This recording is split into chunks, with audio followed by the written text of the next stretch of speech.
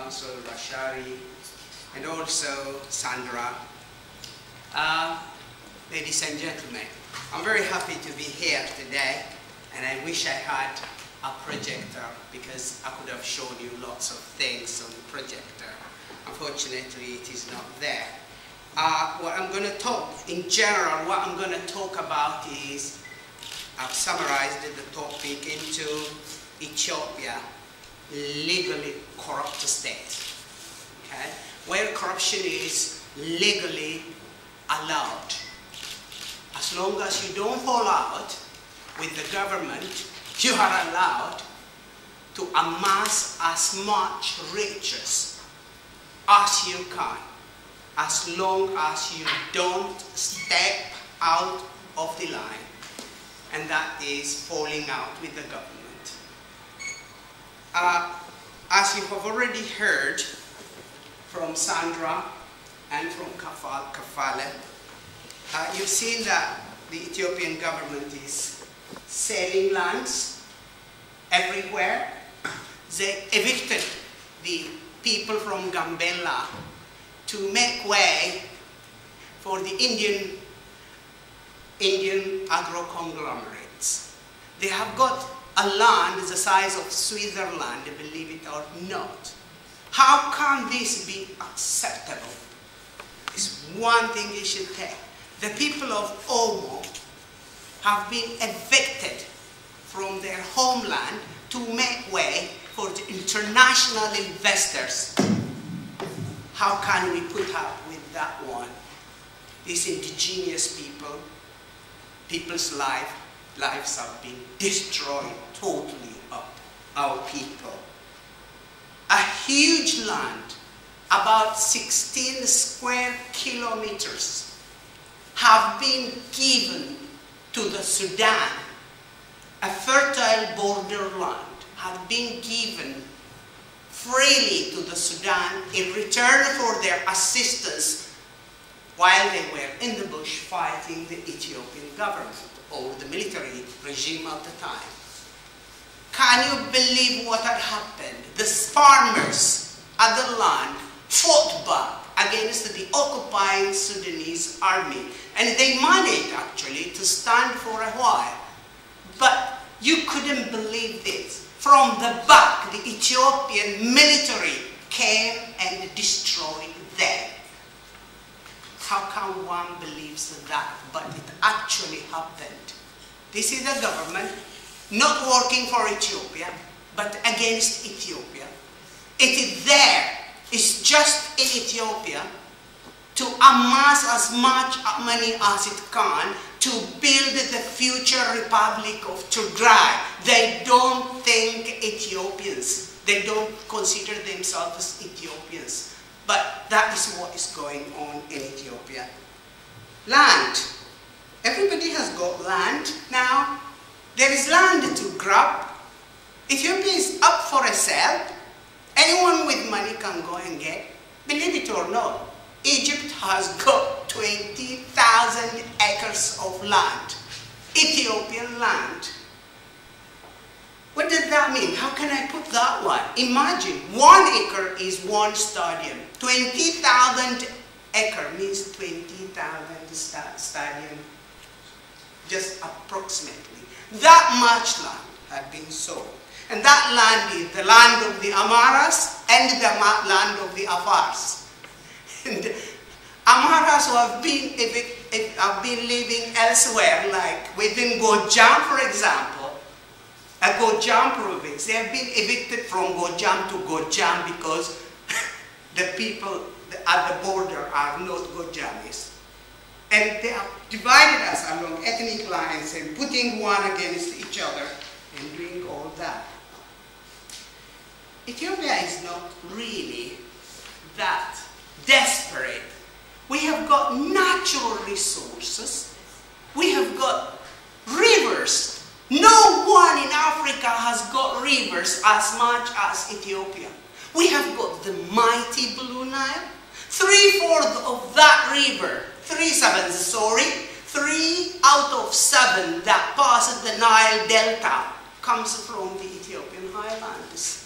3/7, only 1/7 comes from, no, not 3/7, sorry, I'm wrong, absolutely. 7/8, that is the fraction. 7/8 of the water that passes through Nile Delta comes from Ethiopian highlanders. Only 1/8 of the water that passes there comes from the Victoria or the White Nile. How can we, Ethiopians, could be classified as poor while we are waterbed of Africa?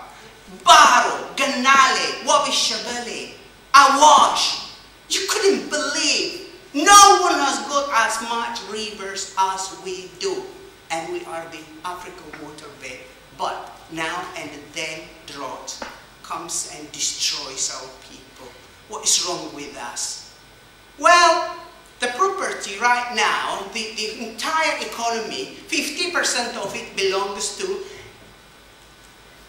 endowment fund for rehabilitation of Tigray, or in short, effort. The private property of the mafiosi in power, the TPLF. Do you know the meaning of TPLF? Tigray Liberation Front. They have not changed their name, although they are government in Ethiopia. What are they doing? They are just there waiting for the right time to destroy Ethiopia. So that is why we all are here. Ethiopia is now 174th place out of 187, according to the United Nations Development Program Human Rights Development Index. Okay? Examining World Economic Forum Global Competitive Report, we find ourselves 118 out of 133 countries. Bottom there. Transparency and International gives 33 points at Corruption Perception Index. That really surprised me. Giving Ethiopia 33 out of 90 is something. That means these people don't know the regime in power. They don't know them at all. Britain has got 74, with Japan, and United States 73, and the highest is Denmark, Finland, and New Zealand, and Ethiopia got 33. I would have given them only 2, probably. That is what I would give them. We have got natural resources, we have got everything, we have got gold, we have got potassium, we've got not yet exploited oil reserves. We have all that. The gold belongs to Effort and Alamuti. It belongs to these two people. 50% belongs to TPLF, 25% belongs to Alamuddin, 12.5% belongs to satellite parties, and the 12.5% belongs to the 90 million Ethiopians to share. Can you believe that? That is a real statistics. Okay, state corruption. May I read Almaram?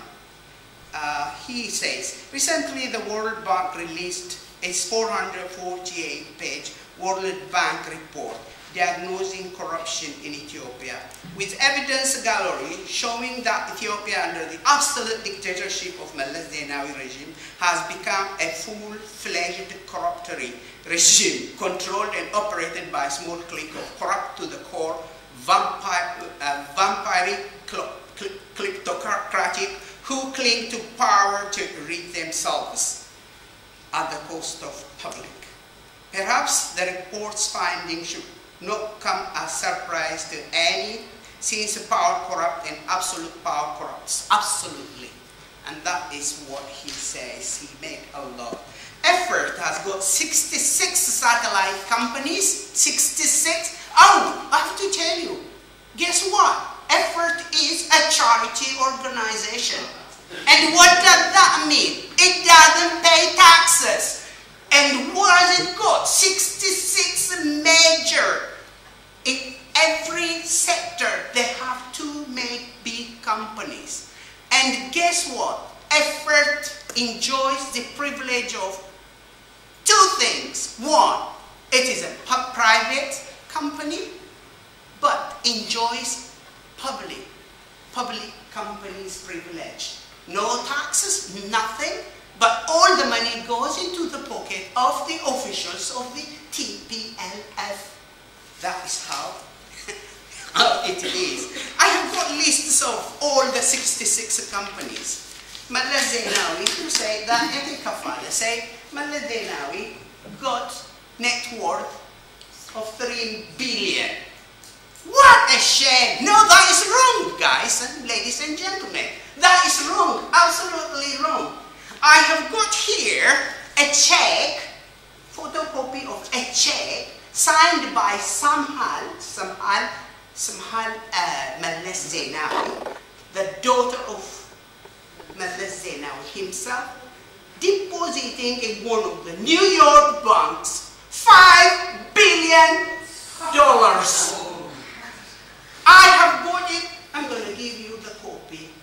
Don't ask me how it came into our possession, but that is a fact, and that is the check, copy of the check, and I'll give you a copy. That is, how come this little girl, you could, if I would have shown you her practicing shooting practice to shoot us on a machine gun. She's training. A little girl training and depositing £5 billion. Do you think Malla Zenawi is worth 3 million? Rubbish.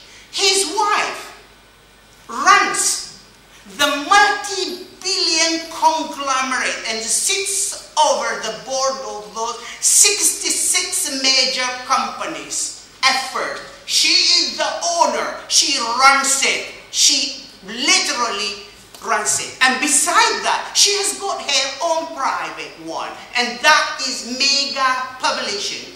All the publishing works are under her control, and hence she is branded Queen of Mega. Queen of Mega. And guess what, this shameless lady, she came up and told us,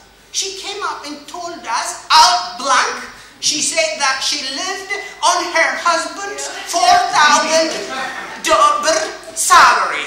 $4,000 salary. Who is she fooling, for heaven's sake? Who is she fooling? They have all the money under their control. I don't know where to start. I don't know where to stop in such a 10-minute speech, but it is a government or a regime corrupted to the core. Thank you for listening.